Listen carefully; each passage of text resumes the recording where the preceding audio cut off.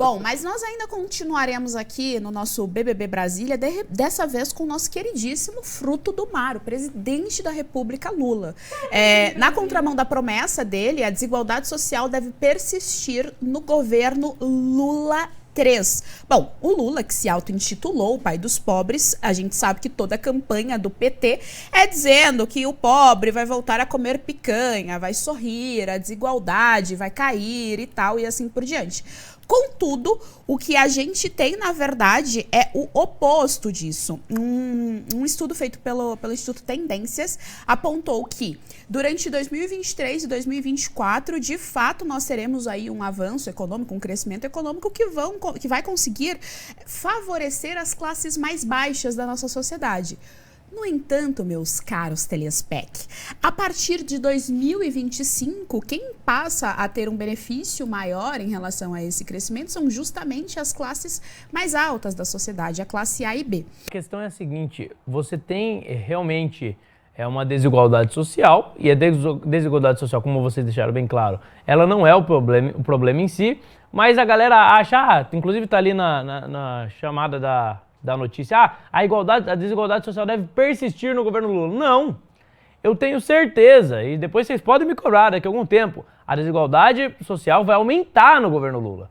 Porque o tipo de política que Lula faz, o tipo de política que os populistas da América do Sul fazem, é sempre exatamente você tirar o dinheiro do mais pobre por meio dos impostos, porque no Brasil nós temos um imposto altamente concentrado no consumo, então quem paga mais imposto são os mais pobres, que comprometem a maior parte da renda no consumo.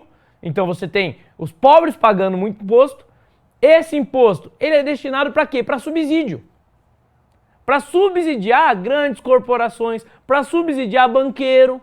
Não é à toa que nos outros governos do PT precedentes, você teve lucros astronômicos para os bancos. É porque os bancos brasileiros são maravilhosos. É porque as grandes empresas brasileiras são maravilhosas. Não! É porque o pobre estava financiando. É porque o governo de esquerda ele funciona exatamente o contrário do Robin Hood. Ele toma o dinheiro do pobre para dar para o rico.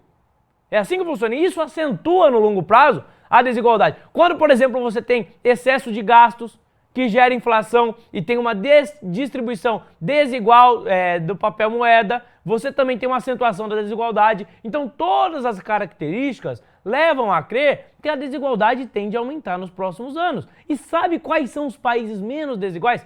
A desigualdade, vamos ressaltar aqui, não é o problema, mas tem países mais desiguais e outros menos. Os países capitalistas, eles podem até ser desiguais, mas existe uma maior flexibilidade entre as classes sociais.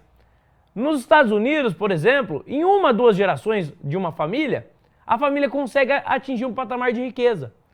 Em um país como o Brasil, extremamente estatista e desenvolvimentista, com um Estado extremamente paternalista, você demora de 4 a 5 gerações.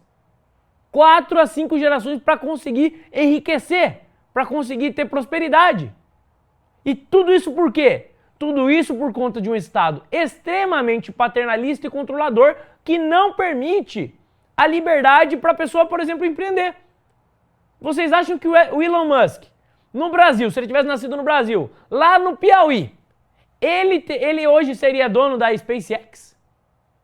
Ele hoje seria um grande bilionário, dono de diversas empresas? Não! Ele seria dono no máximo de uma rede de supermercados, uma rede de farmácias. É isso que o Brasil permite. Farmácia de esquina. Exato, é isso que o Brasil permite. Jogaria 2 irmãos. Ou vocês acham que o brasileiro ele é menos capaz do que qualquer pessoa de outro país? Não é menos capaz, muito pelo contrário. Os brasileiros são extremamente criativos. É limitado pelo Estado. Japão, Segunda Guerra Mundial, era um país extremamente pobre. Os japoneses tinham fama de serem, inclusive, vagabundos, não queriam trabalhar.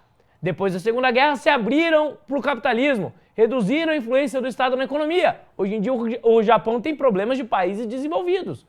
Coreia do Sul, há 40 anos atrás, tinha o mesmo PIB per capita que o Brasil.